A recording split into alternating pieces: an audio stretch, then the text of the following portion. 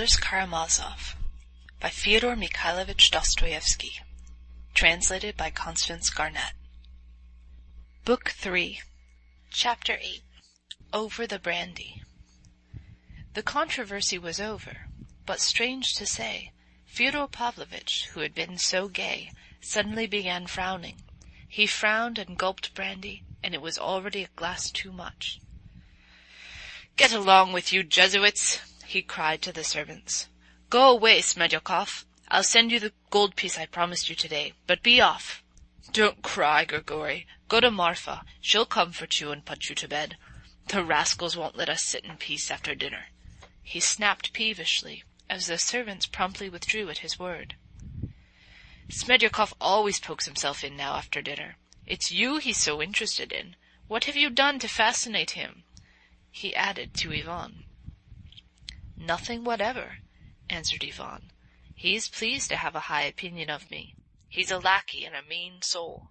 Raw material for revolution, however, when the time comes." "For revolution?" "There will be others and better ones, but there will be some like him as well. His kind will come first, and better ones after." "And when will the time come?" "The rocket will go off and fizzle out, perhaps. The peasants are not very fond of listening to these soup-makers so far." "Ah, brother, but a Balaam's ass like that thinks, and the devil knows where he gets to." "He's storing up ideas," said Ivan, smiling. "You see, I know he can't bear me, nor anyone else, even you, though you fancy that he has a high opinion of you. Worse still with Alyosha. He despises Alyosha. But he doesn't steal. That's one thing, and he's not a gossip. He holds his tongue, and doesn't wash our dirty linen in public. He makes capital fish pasties, too. But damn him, is he worth talking about so much?" "Of course he isn't." "And as for the ideas he may be hatching, the Russian peasant, generally speaking, needs thrashing. That I've always maintained. Our peasants are swindlers and don't deserve to be pitied, and it's a good thing they're still flogged sometimes. Russia is rich in birches. If they destroyed the forests, it would be the ruin of Russia. I stand up for the clever people. We've left off thrashing the peasants. We've grown so clever, but they go on thrashing themselves, and a good thing too. For with what measure you met, it shall be measured to you again. Or how does it go? Anyhow, it will be measured. But Russia's all swindishness. My dear, if only you knew how I hate Russia. That is, not Russia, but all this vice. But maybe I mean Russia. Tu sais là, c'est de la cochonnerie. Do you know what I like? I like wit." "You've had another glass. That's enough." "Wait a bit. I'll have one more and then another and then I'll stop." "No, stay. You interrupted me. At Mokroya I was talking to an old man, and he told me, 'There's nothing we like so much as sentencing girls to be thrashed, and we always give the lads the job of thrashing them. And the girl he has thrashed today, the young man will ask in marriage tomorrow. So it quite suits the girls, too,' he said. There's a set of deçades for you, but it's clever anyway. Shall we go over and have a look at it, eh? Alyosha, are you blushing? Don't be bashful, child. I'm sorry I didn't stay to dinner at the Superior's and tell the monks about the girls at Mokroya. Alyosha, don't be angry that I offended your superior this morning. I lost my temper. If there is a God, if he exists, then of course I'm to blame and I shall have to answer for it. But if there isn't a God at all, what do they deserve, your fathers? It's not enough to cut their heads off, for they keep back progress. Would you believe it, Ivan, that lacerates my sentiments? No, you don't believe it, as I see from your eyes. You believe what people say, that I'm nothing but a buffoon. Alyosha, do you believe that I'm nothing but a buffoon? No, I don't believe it. And I believe you don't, and that you speak the truth. You look sincere and you speak sincerely, but not Ivan. Ivan's supercilious. I'll make an end of your monks, though, all the same. I'd take all that mystic stuff and suppress it once for all over Russia, so as to bring all the fools to reason, and the gold and the silver would flow into the mint." "But why suppress it?" asked Ivan. "That truth may prevail, that's why." "Well, if the truth were to prevail, you know, you'd be the first to be robbed and suppressed." "Ha! Ah, I dare say you're right. Ah, I'm an ass," burst out Fyodor Pavlovitch, striking himself lightly on the forehead. "Well, your monastery may stand then, Alyosha, if that's how it is, and we clever people will sit snug and enjoy our brandy. You know, Ivan, it must have been so ordained by the Almighty himself. Ivan, speak. Is there a God or not? Stay, speak the truth. Speak seriously. Why are you laughing again?" "I'm laughing that you should have made a clever remark just now about Smerdyakov's belief in the existence of two saints who could move mountains." "Why, am I like him now, then?" "Very much." "Well, that shows I'm Russian too, and I have a Russian characteristic, and you may be caught in the same way, though you are a philosopher. Shall I catch you?" "What do you bet that I'll catch you tomorrow? Speak all the same. Is there a God or not? Only be serious. I want you to be serious now." "No, there is no God." "Alyosha, is there a God?" "There is." "Ivan, and is there immortality of some sort? Just a little, just a tiny bit?" "There is no immortality either." "None at all?" "None at all." "There's absolute nothingness, then. Perhaps there's just something. Anything is better than nothing." "Absolute nothingness." "Alyosha, is there immortality?" "There is." "God and immortality?" "God and immortality. In God is immortality." It's more likely Ivan's right, good Lord. To think what faith, what force of all kinds, man has lavished for nothing on that dream, and for how many thousands of years. Who is laughing at man? Ivan, for the last time, once for all, is there a God or not? I ask for the last time. And for the last time there is not. Who is laughing at mankind, Ivan? "It must be the devil," said Ivan, smiling. "And the devil, does he exist?" "No, there's no devil either." "Ah, it's a pity. Damn it all, and wouldn't I do to the man who first invented God? Hanging on a bitter aspen tree would be too good for him." "There would have been no civilization if they hadn't invented God." "Wouldn't there have been? Without God?" "No, and there would have been no brandy either. But I must take your brandy away from you anyway." "Stop, stop, stop, dear boy. One more little glass. I've hurt Alyosha's feelings. You're not angry with me, Alyosha, my dear little Alexei." "No, I'm not angry. I know your thoughts. Your heart is better than your head." "My heart better than my head, is it? Oh, Lord! And that from you. Ivan, do you love Alyosha?" "Yes." "You must love him." Fyodor Pavlovitch was by this time very drunk. "Listen, Alyosha. I was rude to your elder this morning, but I was excited. But there's wit in that elder, don't you think, Ivan?" "Very likely." "There is. He's a Jesuit, a Russian one, that is, and he's an honorable person. There's a hidden indignation boiling within him at having to pretend and affect holiness."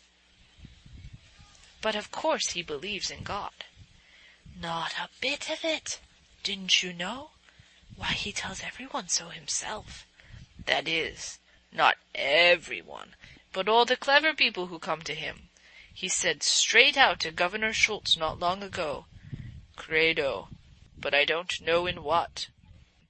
"Really?" "He really did. But I respect him. There's something of Mephistopheles about him, or rather of the hero of our time, Arbenin, or what's his name. You see, he's a sensualist. He's such a sensualist that I should be afraid for my daughter or my wife if she went to confess to him. You know, when he begins telling stories. The year before last he invited us to tea. Tea with liqueur. The ladies send him liqueur, and began telling us about old times, till we nearly split our sides, especially how he once cured a paralyzed woman.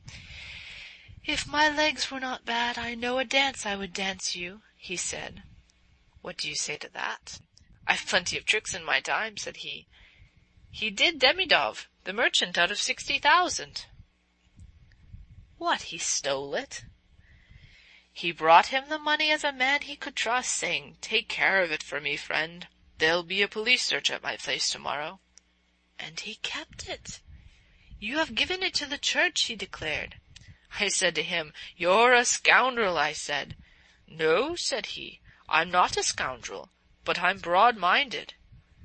But that wasn't he, that was someone else. I've muddled him with someone else, without noticing it. Come, another glass, and that's enough. Take away the bottle, Ivan. I've been telling lies. Why didn't you stop me, Ivan, and tell me I was lying?" "I knew you'd stop of yourself." "That's a lie. You did it from spite. You simple spite against me. You despise me. You've come to me and despised me in my own house." "Well, I'm going away. You've had too much brandy." "I've begged you for Christ's sakes to go to Chermachnya for a day or two, and you don't go." "I'll go tomorrow if you're so upset upon it." "You won't go. You want to keep an eye on me. That's what you want, spiteful fellow. That's why you won't go." The old man persisted. He had reached that state of drunkenness when the drunkard who has till then been inoffensive tries to pick a quarrel and to assert himself. "Why are you looking at me? Why do you look like that? Your eyes look at me and say, 'You ugly drunkard.' Your eyes are mistrustful. They're contemptuous. You've come here with some design. Alyosha, here, looks at me and his eyes shine. Alyosha doesn't despise me. Alexei, you mustn't love Ivan." "Don't be ill-tempered with my brother. Leave off attacking him," Alyosha said emphatically. "Oh, all right. My head aches. Take away the brandy, Ivan. It's the third time I've told you." He mused, and suddenly a slow, cunning grin spread over his face. "Don't be angry with a feeble old man, Ivan. I know you don't love me, but don't be angry all the same. You've nothing to love me for. You go to Chermachnya. I'll come to you myself and bring you a present. I'll show you a little wench there. I've had my eye on her a long time. She's still running about barefoot. Don't be afraid of barefooted wenches. Don't despise them, they're pearls." And he kissed his hand with a smack. "To my thinking," he revived at once, seeming to grow sober the instant he touched on his favorite topic. "To my thinking, you boys, you children, little sucking pigs, to my thinking, I never thought a woman ugly in my life. That's been my rule. Can you understand that?"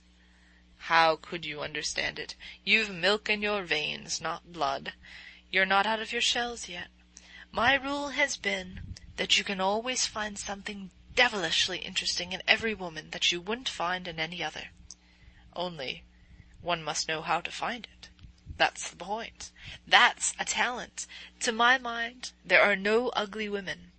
The very fact that she is a woman is half the battle. But how could you understand that?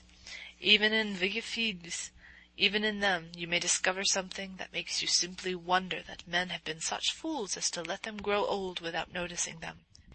Barefooted girls or unattractive ones, you must take by surprise. Didn't you know that? You must astound them till they're fascinated, upset, ashamed that such a gentleman should fall in love with such a little slut. It's a jolly good thing that there always are and will be masters and slaves in the world, so there always will be a little maid of all work and her master, and you know, that's all that's needed for happiness. Stay, listen, Alyosha. I always used to surprise your mother, but in a different way. I paid no attention to her at all, but all at once, when the minute came, I'd be all devotion to her, crawl on my knees, kiss her feet, and I always, I remember as though it were today, reduced her to that tinkling, quiet, nervous, queer little laugh. It was peculiar to her. I knew her attacks always used to begin like that. The next day she would begin shrieking hysterically, and this little laugh was not a sign of delight, though it made a very good counterfeit. That's the great thing, to know how to take everyone. Once Belyevsky, he was a handsome fellow and rich, used to like to come here and hang about her. Suddenly gave me a slap in the face in her presence, and she, such a mild sheep, why, I thought she would have knocked me down for that blow. How she set on me! You're beaten now, she said. You've taken a blow from him. You've been trying to sell me to him, she said. And how dared he strike you in my presence? Don't dare come near me again. Never, never. Run at once. Challenge him to a duel. I took her to the monastery then to bring her to her senses. The holy fathers prayed her back to reason. But I swear by God, Alyosha, I never insulted the poor crazy girl. Only once, perhaps, in the first year. Then she was very fond of praying. She used to keep the feasts of Our Lady particularly, and used to turn me out of her room then. I'll knock that mysticism out of her, thought I. Here, said I, you see your holy image. Here it is. Here I take it down. You believe it's miraculous, but here I'll spit on it directly, and nothing will happen to me for it. When she saw it, good Lord, I thought she would kill me, but she only jumped up, wrung her hands, then suddenly hid her face in them, began trembling all over, and fell on the floor. Fell all of a heap. Alyosha? Alyosha, what's the matter? The old man jumped up in alarm. From the time he had begun speaking about his mother, a change had gradually come over Alyosha's face. He flushed crimson, his eyes glowed, his lips quivered. The old sot had gone spluttering on, noticing nothing, till the moment when something very strange happened to Alyosha. Precisely what he was describing in the crazy woman was suddenly repeated with Alyosha. He jumped up from his seat exactly as his mother was said to have done, wrung his hands, hid his face in them, and fell back in his chair, shaking all over, in a hysterical paroxysm of sudden, violent, silent weeping. His extraordinary resemblance to his mother particularly impressed the old man. Ivan! Ivan! Water, quickly! It's like her, exactly as she used to be then, his mother. Spread some water on him from your mouth. That's what I used to do to her. He's upset about his mother. His mother, he muttered to Ivan.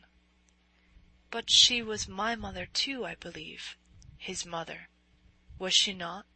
Said Ivan, with uncontrolled anger and contempt. The old man shrank before his flashing eyes. But something very strange had happened, though only for a second. It seemed really to have escaped the old man's mind that Alyosha's mother actually was the mother of Ivan too. Your mother? He muttered, not understanding. What do you mean? What mother are you talking about?